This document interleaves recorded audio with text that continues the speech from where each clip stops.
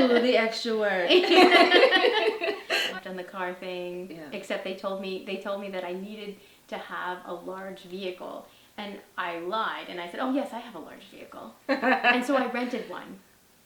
It was the first film I had ever been in. I rented a Jeep. What film was this for? It was called Daylight with Sylvester Stallone. Okay. I rent the Jeep, and they tell me I need a passenger. So I have the guy that I was dating at the time, right? Mm-hmm. So he's my passenger.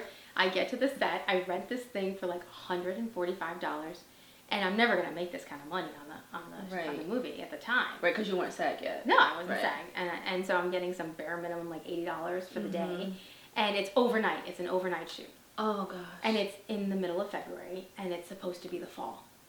So they're actually washing down. It was shot in I think it was the Holland Tunnel, and and it's supposed to be the Lincoln Tunnel blows up. So we're shooting in this tunnel, and they have to wash down all the snow because it's not supposed to look like it's winter. Fall. Right. And then we are all wearing fall clothes, and it's like sub-zero out. And so I'm sitting, and they tell me, I drop off the passenger, right? And that person goes, and then they tell me to take my Jeep, and I'm supposed to drive and go park it on this block. So I'm sitting there for 4 hours in the freezing cold with the car on, off, right?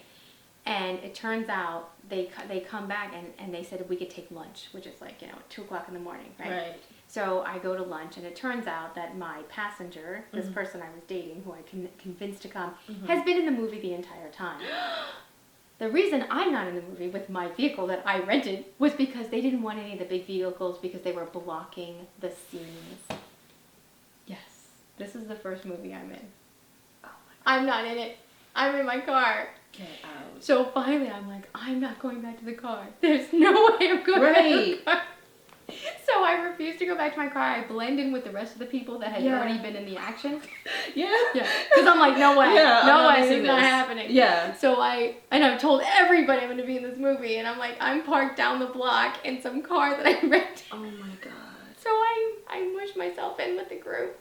And I end up being in this film because they picked us to run out of this tunnel when it blows up and like right into the camera. They're like, run right into the camera. I'm like, oh my God, thank God you didn't listen. Right. So yeah, that's the other thing. Don't listen. No, I'm just kidding. Like, sorry, directors and producers and all assistant directors out there. Yeah, I've learned a lot by not listening. I lost a part because somebody said, excuse me, with the camera. I stepped behind somebody else. I had a special part in Will and Grace. I was supposed to be this hero bride.